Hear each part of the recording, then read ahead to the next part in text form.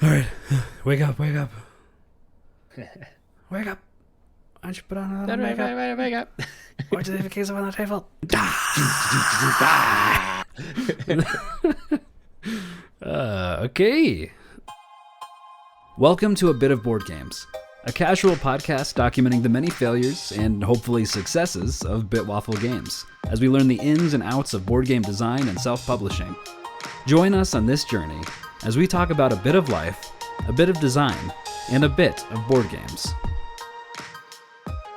Hey, welcome back to another episode of A Bit of Board Games. I am Stephen, your co-host of the show. I make the games and I draw the pictures. Love it. I'm Trevor. I do the operating and I do the developing. We're gonna come up with official titles at some point that remain consistent. But... Oh yeah. Today is April 13th. Look at me getting the date at the beginning of the podcast. Look at you. So that is a Wednesday, I believe. And we just today released kind of that update podcast that we recorded last week, Wednesday, and just got to it this morning. So, yeah, schedule's a little bit off, but maybe you want to talk about kind of what we're looking to do in the future. Yeah, we're looking at doing stuff and maybe things. Specifically, we're going to start launching podcast on Fridays rather than Thursdays that we've been doing for the past, all of them up until this one. Just with new baby and not sleeping and life and everything. Just the times that we can record are going to be kind of probably more like Wednesdays. So rather than trying to record Wednesday and get a podcast out like the next day, we're going to give us at least like a day in there to edit and all that. So yeah, our goal is to start releasing on Fridays for all you regular listeners out there, just waiting with bated breath every Thursday. Oh yeah, for sure. We're excited you guys are here. But have you tried telling King Henry that you need your sleep so that you can, get the podcast and this board game stuff hashed out? My lord, please let us sleep. We try. We talk to him. We're like, all right, Henry, this is the night. We just need you to do a very simple thing, and that is not wake up at 5 minutes after we put you down. Can you hit 3 hours tonight? Just 3. We're begging for 3. I would take one. I would take 1 hour. 1 hour straight, uninterrupted. Oh, man. The dream. Yeah, no, it's just been like my wife and I have been averaging like 4.5 hours of sleep a night. Mm-hmm. Just like alternating holding him. And because like if anyone here has kids and they're like, oh, just put him down, he'll be fine. Yeah, we try that. Okay, you know what? Just back off. Libby nurses him. We hold him upright for like 20-30 minutes. Let his stomach settle. We, do all the stuff, get him sleepy, put him down, swaddled, try pacifier when he's crying out. And within like 5-10 minutes, he starts spitting up, starts like sputtering a little bit, and then starts screaming bloody murder, like 0 to 60. It's just like instant. Man, that's like, rough. Yeah. So it's something with like reflux, or probably that is what our pediatrician thinks. So we're trying some medicine pretty soon. I think we can get that like tomorrow maybe. Although it might take like a week to actually take effect is what they said. So, he's 4 weeks old now. What's one more week? We'll survive. So yeah. Some of it's developmental, some of it's this, reflux stuff that eventually will like resolve itself on its own. Although if we could, use some kind of medicine to resolve it sooner, that would be great for all of our sanity.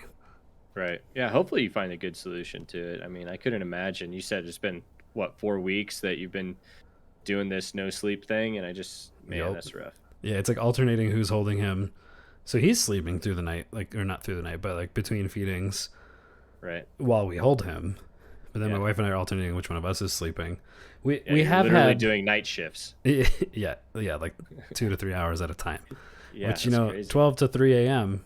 is not the most fun time to be just awake sitting there. Um yeah. How's Cece doing through all that? She's pretty good, dude. She was so cute today. Yeah. I've been cleaning out my office a little bit because I'm getting ready to redo some stuff in here and like paint and just try to make it a nicer space. And so like Very cool. yeah, so I'll have to send you pictures later. Yeah, I'd love to see it. So I've got cool plans, but there's just been junk like everywhere in there previously. But today I was working on cleaning some of it out, and she was just like down here playing, and I found like some little. Have you played the game like Pass the Pigs? Yeah, definitely. Yeah, so I found that while I was cleaning out stuff.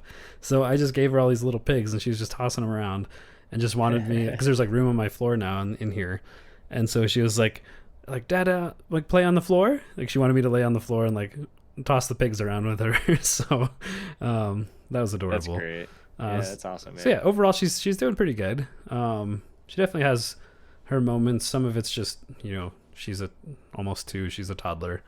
So like Right. she's already gonna have tough moments with that, and then that's just accentuated by this big life change of baby brother, and like when he's crying, she starts crying, and then she wants to be picked up when he gets picked up or when he's crying, and like so she just kind of loses it sometimes. So overall she's good, and it's really interesting just seeing the ways that she's been developing too, and just like her independence and just the stuff she can just do on her own now. We're like, when did you learn how to do that? Yeah. So, but yeah, she's good. That's awesome, man. I love hearing that. How are things in your household?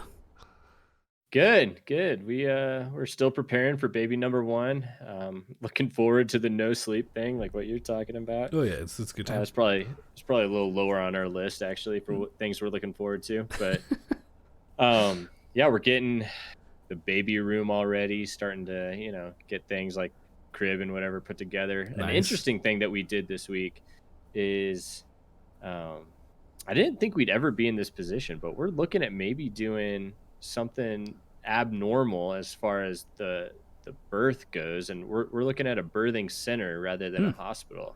Okay. My cousins did it, and they're actually the ones that suggested it as an option and something that they really enjoyed having and doing. And so we just took a tour this week and tested it out, and we're going to do a little bit more research on it and kind of see what all it entails. But Sure. it was kind of appealing, honestly. I mean, imagine going from like a hospital setting, which you've got all the sort of equipment you need if something were to go wrong, but then a birthing center, it's like a fancy hotel almost. They've got like really well-made beds, and it's almost like you're staying in a Airbnb for your time of birth. And so the birthing resort. Exactly. It's kind of what it feels like. And obviously there's different things that come with that, but just we're trying to weigh our pros and our cons right now and see if that's maybe a good option for us. But yeah, you know what Libby really enjoyed about the birthing process? What? The epidural. So I've heard that's a pretty solid thing. She's a strong advocate for it, but no, that's great. If that's like what you guys want and that works out, I'm sure that could be like probably a much like nicer, I don't know, nicer stay. It's not like you're on vacation, whatever, but right. Yeah, we're going there to relax and hang out. Right. Yeah, and maybe like a better environment, I guess. Yeah. Right. For sure. Right. Well, so when I first thought of birthing centers, I thought, like that's something hippies do. Right, I thought sure. that's really what I thought. I'm not judging you right now at all. We're not doing a water birth in a birthing center. Yeah. Not that everyone does a water birth, but it's just that's kind of what I thought of when I thought of a birthing center, and that's not necessarily the case, but it is a little bit more crunchy, as they say. For I don't know what crunchy really even more means. Granola. Yeah, there you go. But anyway, so I mean, I'm just kind of doing the fun first parent stuff where I don't really know what I'm getting myself into, but everything's kind of new and exciting. So don't worry, I still don't know what I'm doing, and after the second. So. Well, I hope you know at least a little bit, because I'll definitely be coming to you with questions. A couple weeks in. Hey, how the heck do you deal with this? Yeah, we've been doing it for a bit now. It's pretty much pro. Yeah. Speaking All right. of birthing, Where are you going with this? why don't you share the ideas that you birthed on our document? Yeah. Okay, I'm done. No, so we're excited to get back at it, guys. I'm glad you're still with us. For those of you that are tuning in, we're hoping to get back on a normal schedule, and one of the things we're doing is we've created a document where we're keeping track of all these items, so that as we have time throughout the week, whether or not we're together, just brainstorming stuff on our own, just putting stuff down on paper. And so to kind of backtrack a little bit and give a little bit of context to update everybody, we have these blueprints, and so that's kind of the core of the game, is these blueprints that we're building and crafting to count towards these forge points, is what we're calling them, towards this end goal. So essentially victory points, but we're calling them forge points. And right now we have this kind of abstract number of 15 that we're trying to get to. And in order to get to that number 15, you've got to create these blueprints, kind of as students that you're making. And originally we had this idea that we were going to have different sort of tiers that we were using within each blueprint. And so, you could craft a blueprint that's a tier 1, that would have, a certain amount of requirements to build and craft.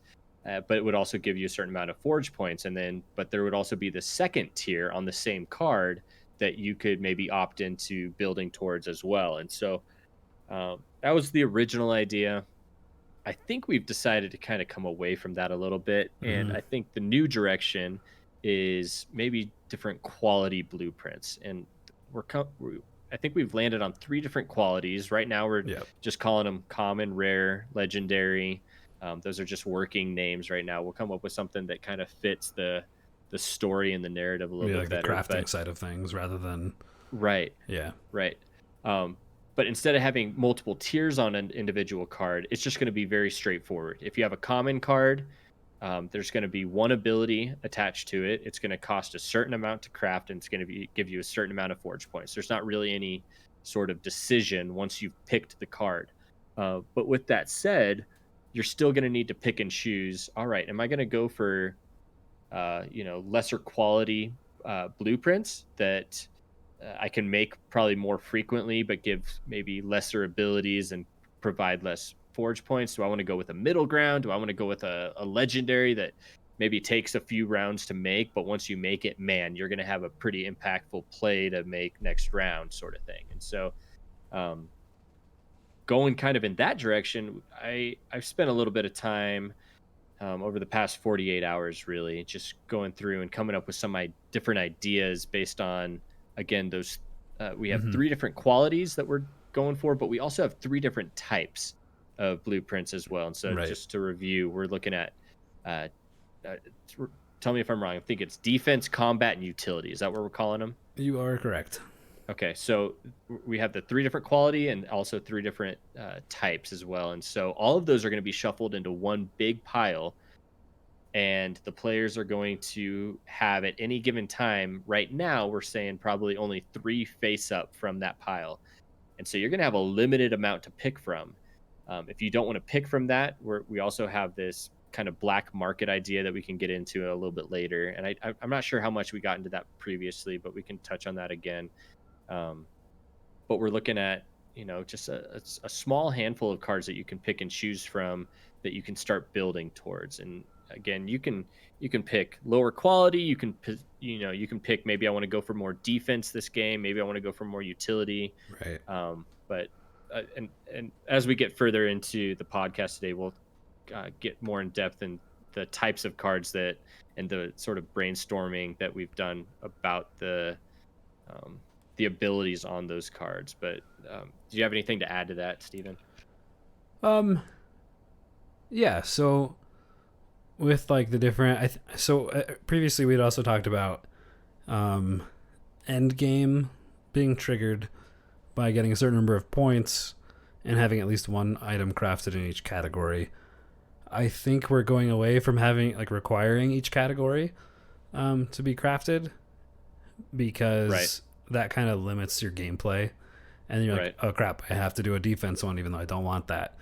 Right. So we're kind of opening it up a little bit, allowing people to, maybe they only have a few options of what's available on the board or what other players are selling on the black market thing, whatever we're calling that. So maybe you want more, like if you want to go for combat and like you're getting some cool combat things when you're like, oh crap, I got to do a defense one. That's not going to be as fun. So now it's kind of like you can choose what type of items you want to craft, and they all give you an ability. So really, the gameplay change, like the change in the gameplay, is going to be based on the abilities you get from the cards. So you can be like, hey, I want to focus on defense, which maybe has some stuff that can like heal some of your items if someone else like tried to damage one of your blueprints. Could have things that are like protect you from other attacks. Could have something that's like a trap that triggers when something specific happens, and then does stuff to other people or something like that. Who knows? There's going to be a lot of different options there. So like you can kind of choose how you want to play, but whether you're doing combat or defense, you're not going to be punished for doing one over the other, and you're still going to be able to craft the blueprints and get the same amount of points either way. So like you can kind of go any path or even like a combo of all the paths, and you're still going to get the same amount of points that get you to that end game state. To get the based on points, the quality. Based on the quality, yeah, or like the number of things that you craft. So, yeah, we just figured that sounded a lot more fun, and just open it up for letting you players just play however they want to.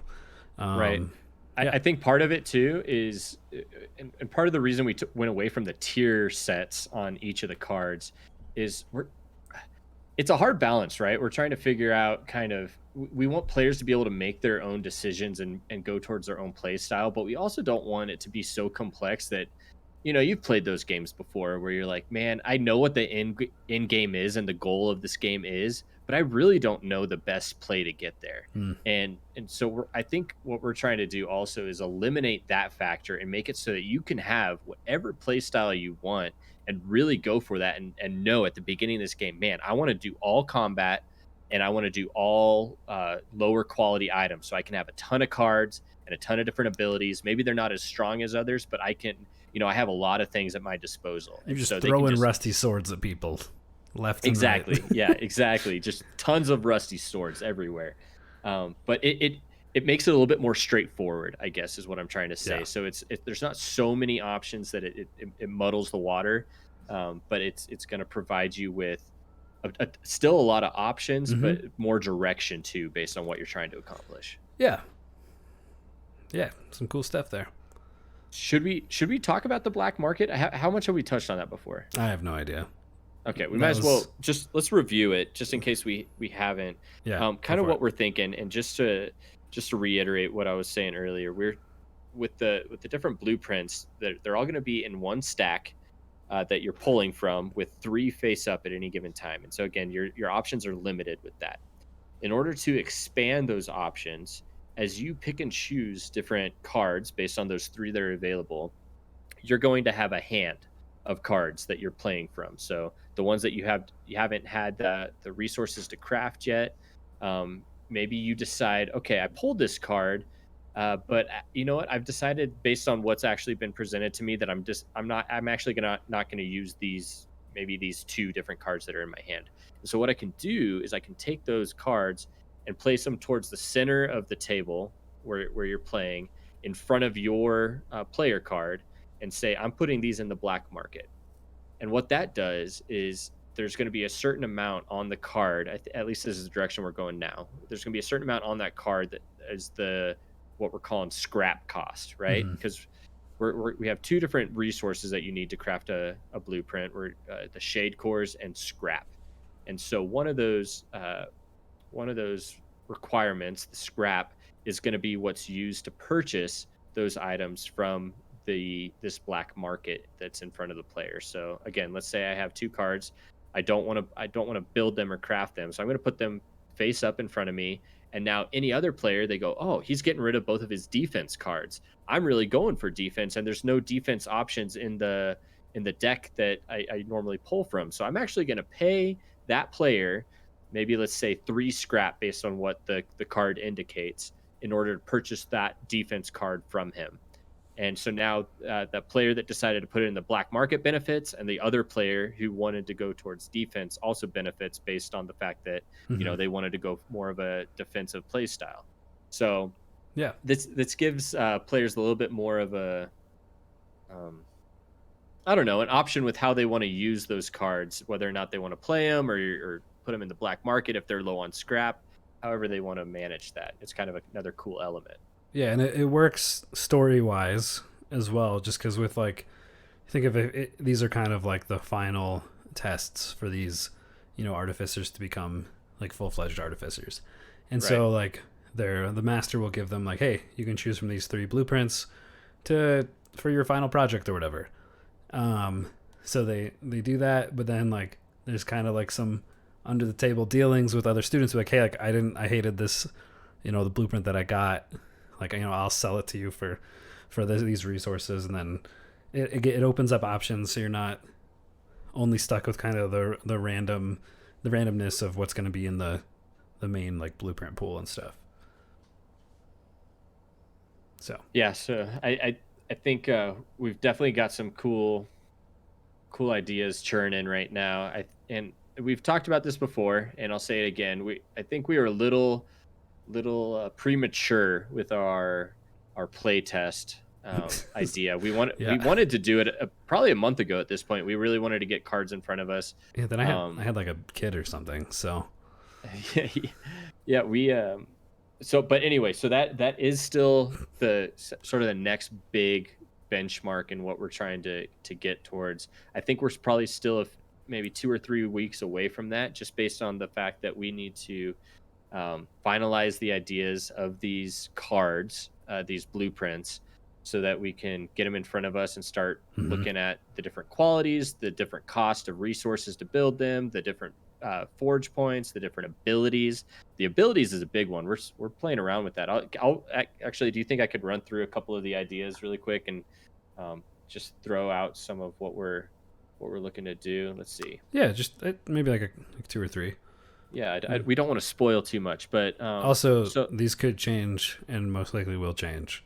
Right, definitely. Caveat. But if we're looking, so let's say we're looking at a defense card, and let's say we're looking at a rare one. First of all, we need to figure out how much is it cost. So right now we're saying it's going to cost 1 shade core. It's going to cost 4 scrap, and the ability is that you can target one player, and that player. Actually, I'm gonna use a different example. Let's say, okay, so let's call it the shock net is one of these blueprints. It's a rare. It costs a shade core. It's 4 scrap, and what you can do is you can target a player, and that player cannot use an offensive blueprint on their next turn. So it's a defensive card because what it's actually doing is it's making it so that you can't be targeted on your next turn. You know that you're safe from that player. And it will also provide you with 3 forge points at the end of the game. So is the thought there, like, they can't use the ability on an offensive blueprint, or they can't craft an offensive blueprint? They cannot use the ability. Combat blueprint. None of these are offensive. We're not going to offend anyone. But yeah, on a combat blueprint. So obviously we'll be more specific with the language. Again, we're just kind of throwing ideas out there. But there's a lot of elements on here, right? Like first of all, what's the quality? I just kind of did middle of the road. We'll say rare. What are the resources required to craft this thing? Is it 1 shade core? Is it 2 shade cores? How long does it take to get a shade core?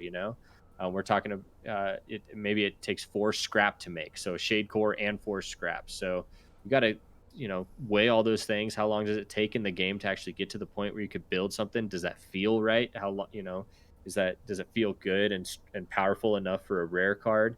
And then the ability alone, does that seem overpowered? And then finally, 3 forge points, does that feel adequate towards the end game and how much time you spent into making that?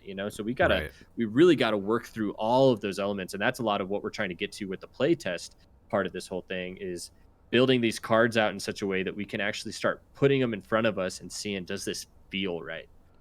Yeah, and also just if it feels right, and then we want to keep in mind like the length of the game, like how long we want it to be, and if on average it takes 1 turn, 2 turns to do a common one, or like 3-4 turns to get the resources for a legendary. How many turns do we want the whole game to take, and then how is that portrayed based on like how long it takes to make each of the blueprints and get to that kind of end goal of the forge points. So right, we don't want people on their turns to feel like they're not doing anything. But we want it to be long enough where you feel like you can kind of build up what you're doing and have a strategy and work towards that goal. So there's so many things to think about in all of the different parts of this. Yeah, I can't tell you the amount of times I've played a super fun game, but it's an hour and a half game. And so the amount of times I've been able to play it are, a lot more slim compared to a 30-minute game.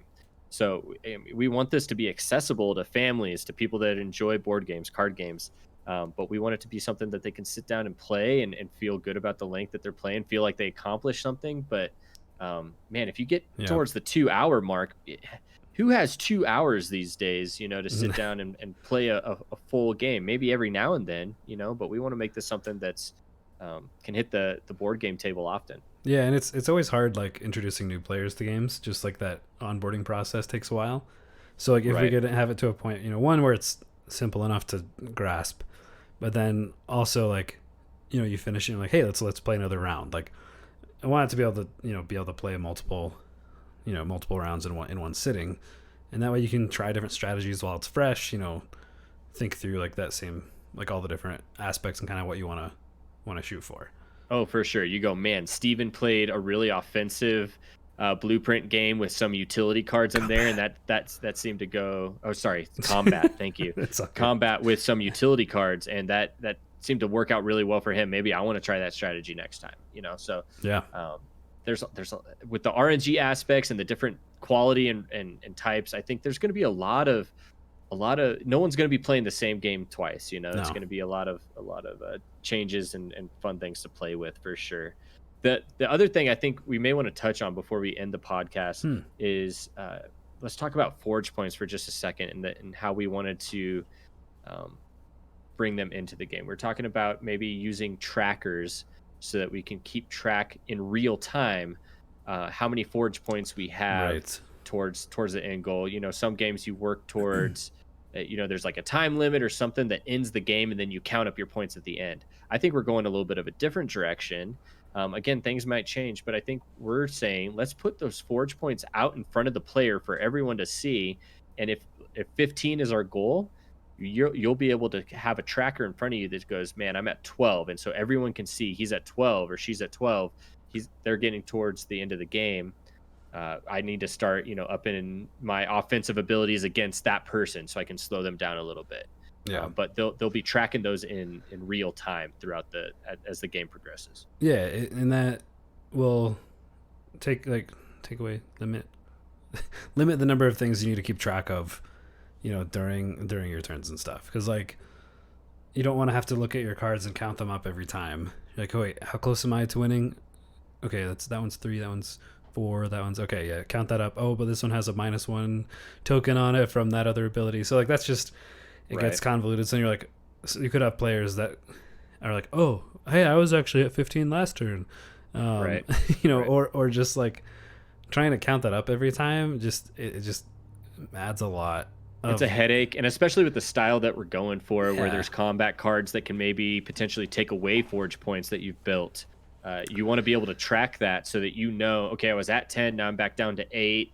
I need to rebuild up towards whatever, and so the player who used the combat card sees the effect and feels good about maybe slowing you down, but then also can keep track and tabs on you as the game progresses, and they're trying to decide how they want to use their blueprints. Yeah, everyone can just know where you're at. You can know where you're at with just like a glance at, whether that's a dial or a little bar graph thing, for lack of knowing what the term is I'm trying to think of, like a little cube keeping track of the number that you're on and stuff like that. Yep.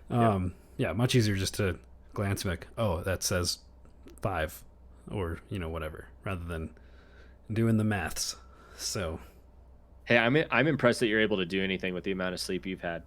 Yeah, I'm definitely just kind of spitting out words and hoping that they make complete thoughts. I think you're doing great. I guess we'll have to see if people understand what's going on during this podcast. But I'm definitely impressed with your ability to stay awake right now. So. You know, I impress myself all the time. Well, all right. Well, I think that we'll wrap it up for this podcast, guys. Thanks again for tuning in, and don't forget, if you have any questions or comments, feel free to go to our website bitwafflegames.com and shoot us a question. If at some point we start getting questions, maybe we'll start answering them on the podcast as well. Yeah, and feel free to go follow us on the socials at Waffle Games and find a link to our Discord at our website as well. And yeah, that's it. Cool. All right, thanks guys. We'll see you next time. Yeah, absolutely. We'll see you guys later. Bye.